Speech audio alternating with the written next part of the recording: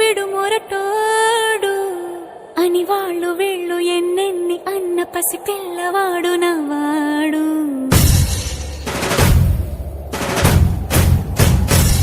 విడుముండోడు అని ఊరువాడ అనుకున్న గాని మహారాజు నాకు నవ్వాడు.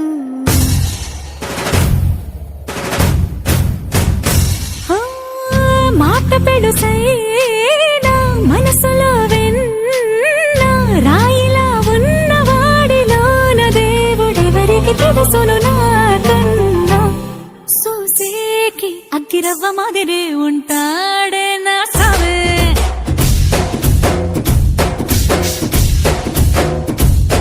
మెత్తాని పత్తి పువ్వుల మరేసంటాడే నా సావే.